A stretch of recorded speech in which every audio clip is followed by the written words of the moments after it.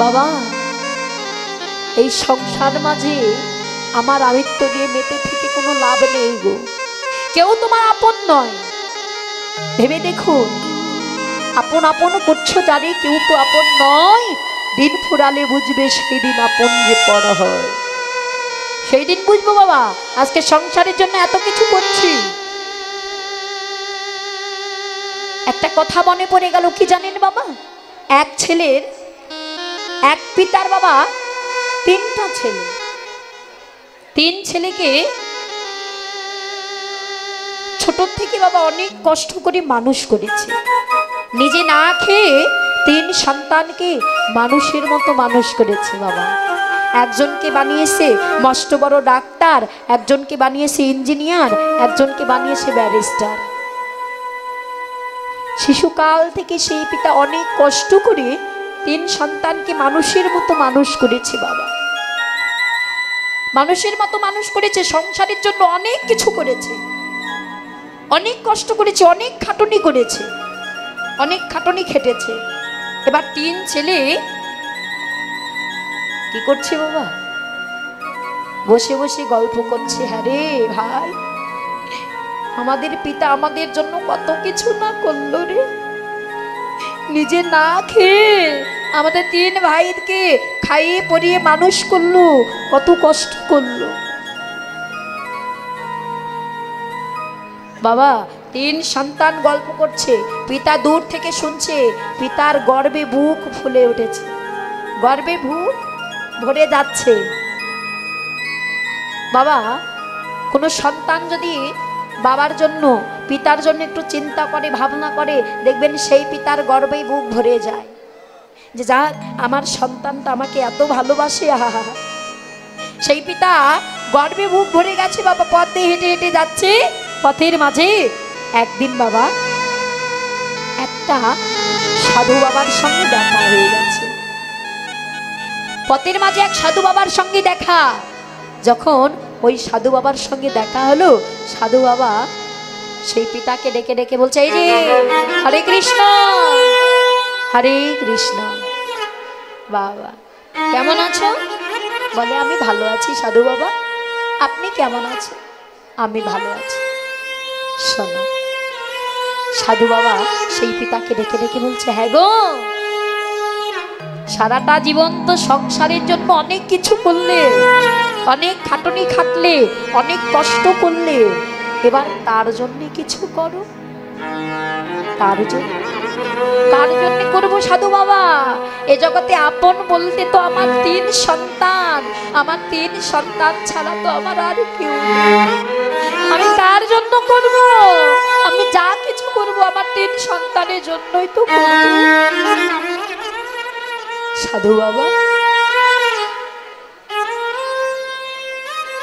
সাধু বাবা বলছে, বাবা তোমার তিন সন্তান আপনজন, তোমার আপন বলতে আর কেউ নেই? আছে গো আছে, তোমার আপন প্রাণ গোবিন্দ। তুমি গোবিন্দ কিছু বলো। বলে সাধু বাবা আমি কার জন্য করব? এ জগতে আমার বলতে তো আমার তিন সন্তান।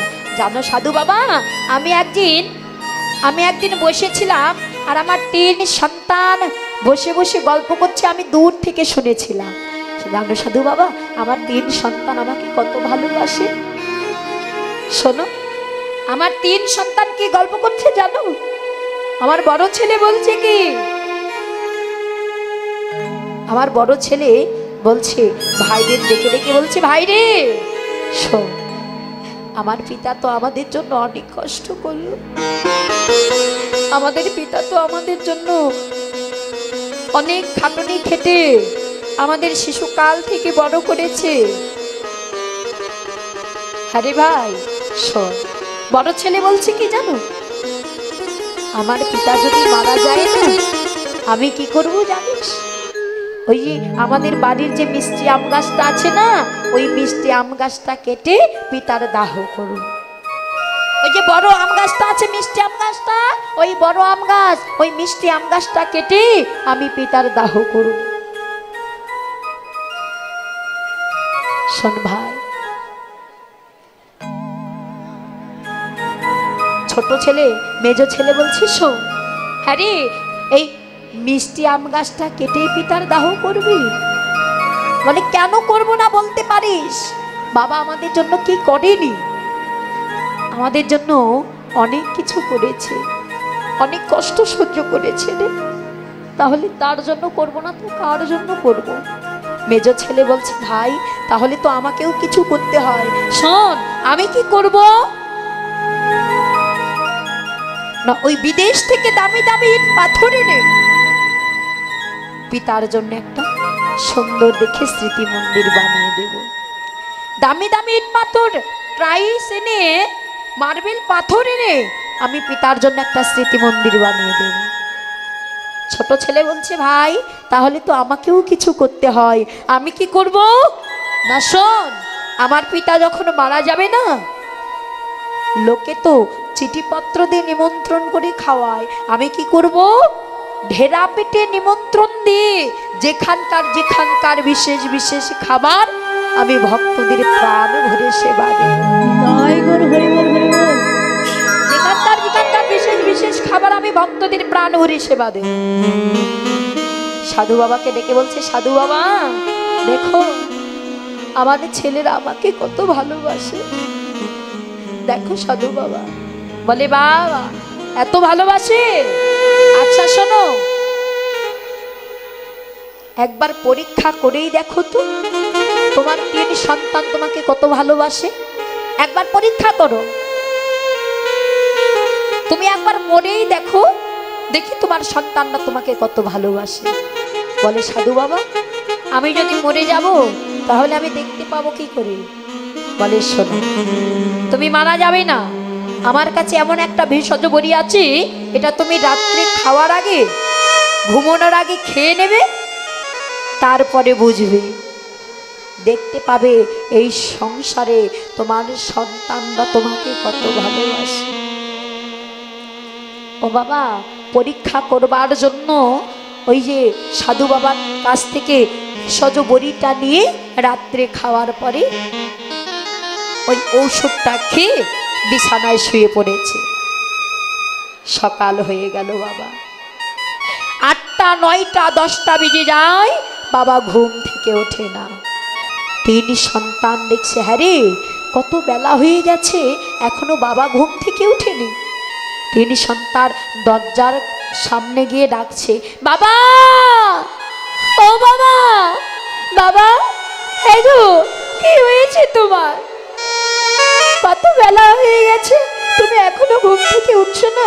ও বাবা, তুমি তো এত বেলা অবধি ঘুমাও না, তবে আজ কি হলো?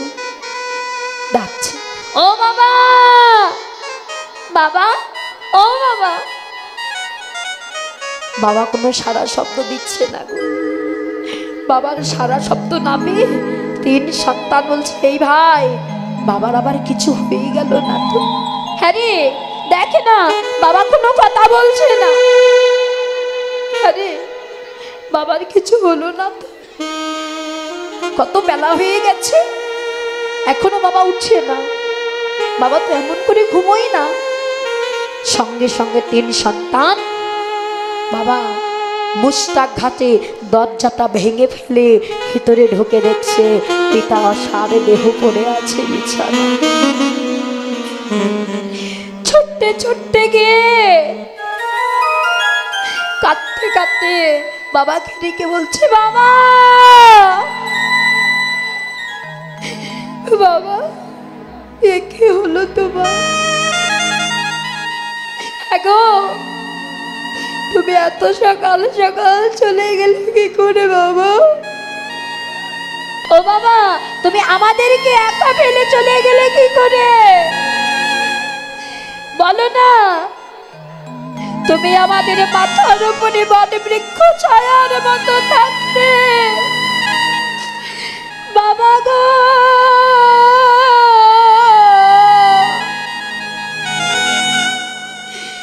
বলো, তুমি আমাদের কেন একা করে চলে গেলে?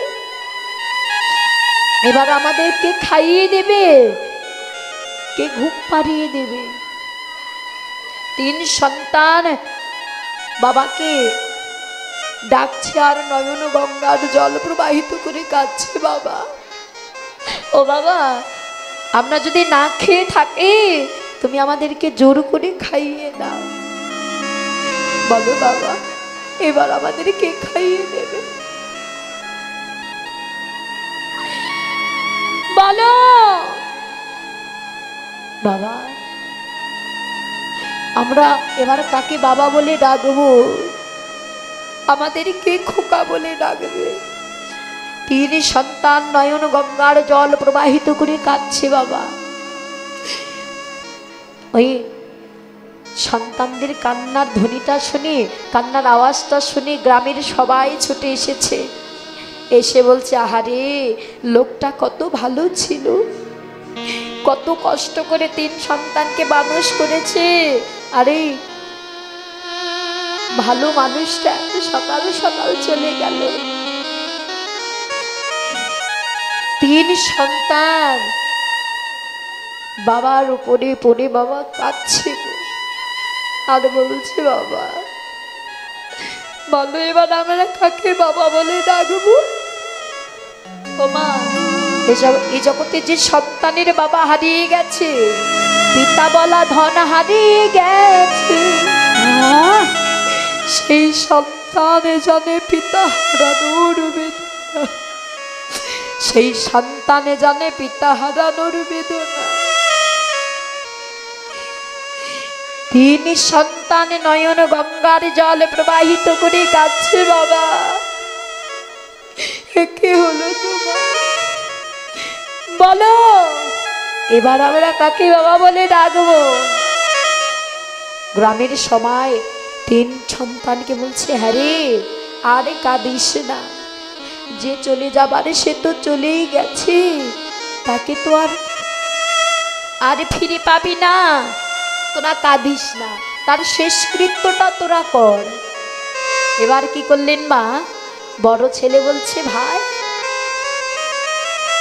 আমি বলেছিলাম আমাদের বাড়িতে যে মিষ্টি আম গাছটা আছে, ওই মিষ্টি আম গাছটা কেটে বাবার দাহ করে। আরে ভাই শোন, আমাদের তো ছেলে মেয়ে আছে, একটা মিষ্টি আমের জন্য আমাদের ছেলে মেয়ে পাড়ায় পাড়ায় ঘুরে বেড়াবে, তাই শোন আম গাছ কাটা নিয়ে তো কথা, ওই মিষ্টি আম গাছ কাটলেও যে, ওই টক আম গাছ কাটলেও সে যে কোনো আম গাছ একটা কেটে পিতার দাহ করলেই হবে। তাই শোন, ওই মিষ্টি আম গাছটা কাটবো না, ওটা বাড়িতে রেখে দেব। এখন বাবা, এই সংসারে কে তোমার আপনজন?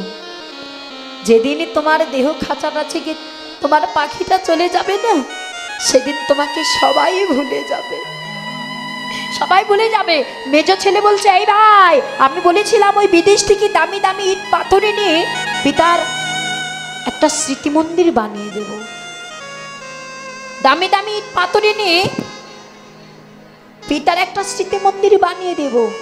বলে, শোন ভাই এত টাকা খরচা করে কি লাভ?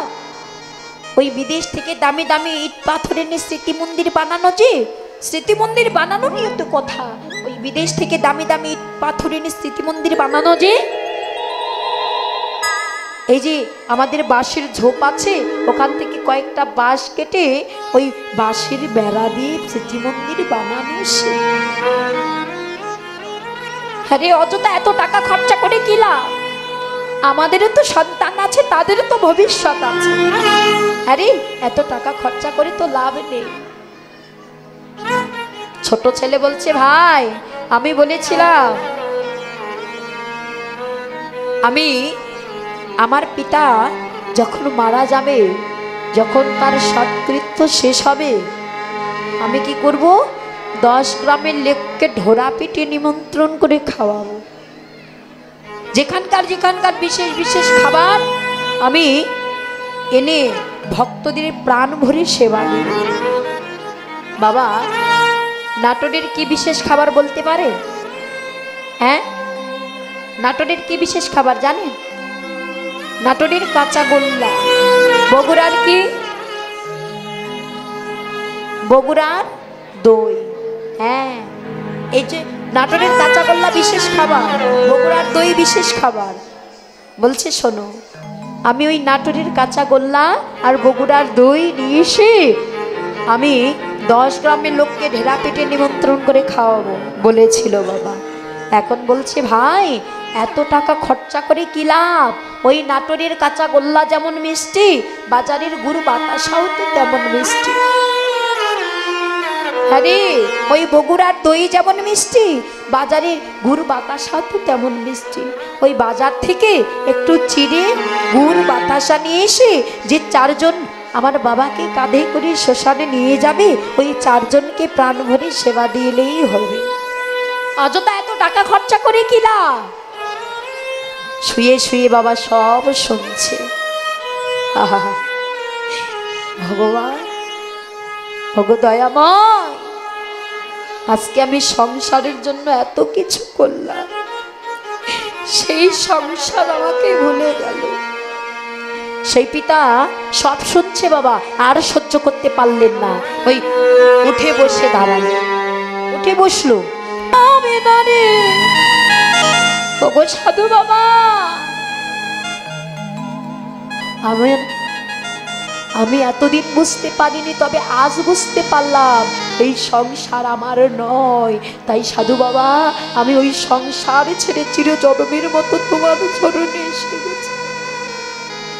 সঙ্গে সঙ্গে বাবা ছুটে গিয়ে ওই সাধু বাবার চরণে দীক্ষা মন্ত্র নিয়ে সেই পিতা রাধা গোবিন্দ মন্দিরে বসে বসে নয়ন জলে মুখ ভাসিয়ে কাঁদছে আর বলছে, দয়াময়